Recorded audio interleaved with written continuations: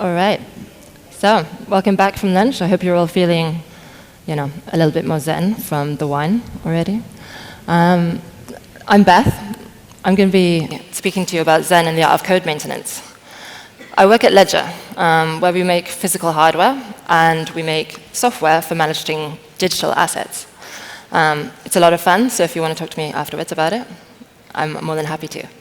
So today I'm going to replicate for you an experience that I had on a 13-hour flight recently to Vancouver, where I read these 3 books in parallel, which I highly recommend.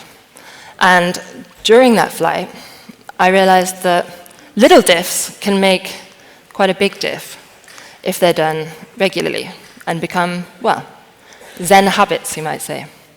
So let's say you've got this route subject, and you're using it in your API client to fetch the routes. But this is a problem right now, right? Because if you want to change get user to fetch user, then you're going to have to find the string get user everywhere in your code base and manually update it. That's not very Zen. However, with one small change, we can permanently tether the root name to the root subject, and then it will automatically update whenever you call it, in Call API or anywhere else. So it's easier to extend, it's easier to edit, and the change to make it easier to change is itself incredibly simple. Now, this all comes down to what I call, I propose, to right speech, which is a Zen Buddhist concept. And I think this is key to making Zen code. How? Well, first, what is right speech? Well, right speech is essentially taking a moment to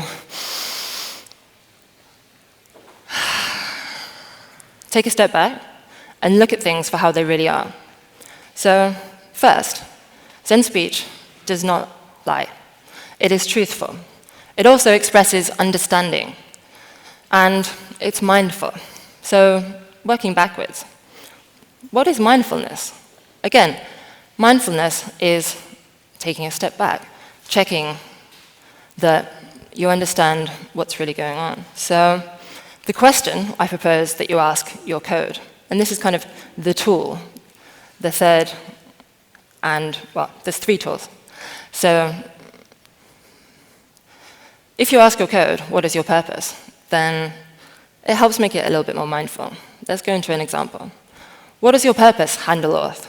Well, it's not immediately obvious, right? We've got a nested if condition, and you could even be forgiven for thinking that the purpose of handle auth is actually to get the user to a 404 page. Surely not. If we make some purely structural changes, though, like nothing behavioral, nothing optimized here, except the structure of the code, now it's a lot more clear that the purpose is to get the user to pass the authentication, pick up their bearer token, and get to /go. But you might need to handle some challenges along the way. Okay, so how do we find purpose in code? Well, when complexity is super high, I like to just use the simple technique that I learned from Kent Beck. It is the most powerful and, in some ways, the most absurdly simple thing. But it helps to get to the second step, which is sometimes splitting. But even if you don't do the splitting bit, the lumping part, surprisingly useful.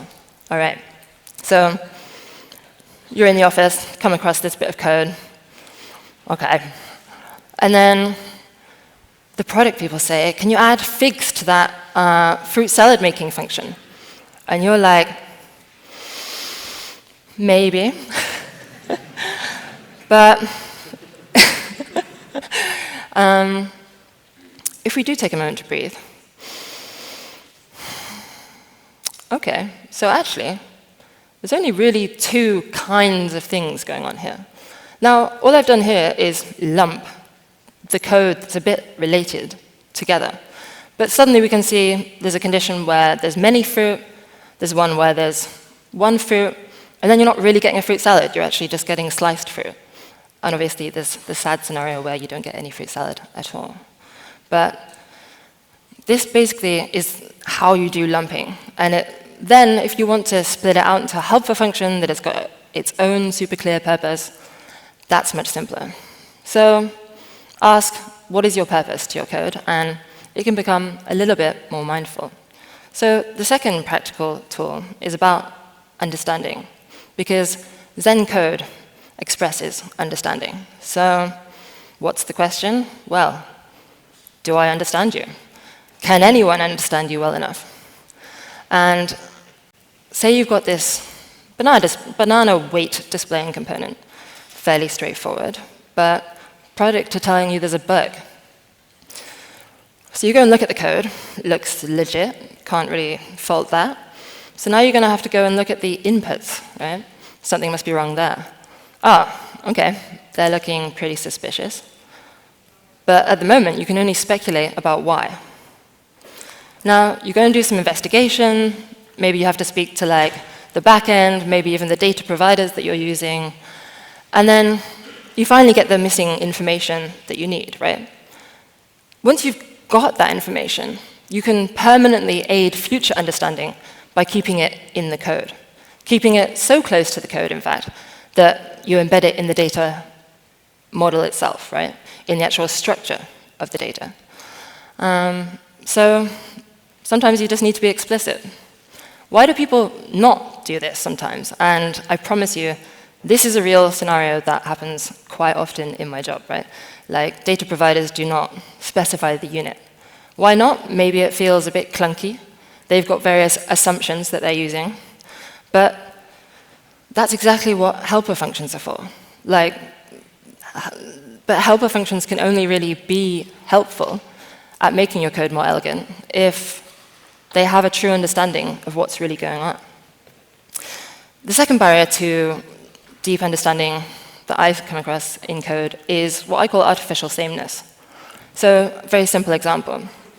This is one type of loading component you've got, right? It's for showing a skeleton for a child component as that's loading.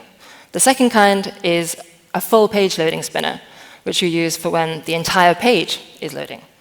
So, despite their very different behaviors, they're suspiciously similar and difficult to distinguish. And in fact, even your test runner can't distinguish between them. Of course, you could rename the components to be even more explicit. But an even simpler and less disruptive change, and those are always preferable to most people, is to simply make your test ID a little bit more descriptive.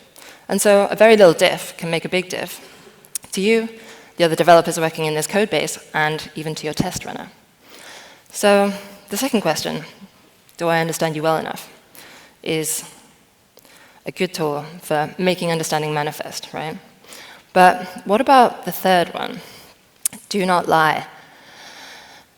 Zen code expresses truth, right? But how can code lie? It's based on pure logic, right? Well, if you ask the question, are you telling the truth to your code, then you might be surprised. The first way that code often lies, or at least mildly deceives, is with types. So you've got users. I hope you have some users, right? And they look like this. And you've got a component which takes some details about those users and displays it. OK, fair enough. And then products say, some users are now going to have the role admin, and we're going to have some super exclusive behavior just for them. You're like, OK, just add this optional field, right? It's only sometimes there. And sure, this works. And indeed, you can make a component that handles that occasional condition and displays the correct, very exclusive, admin-only behavior.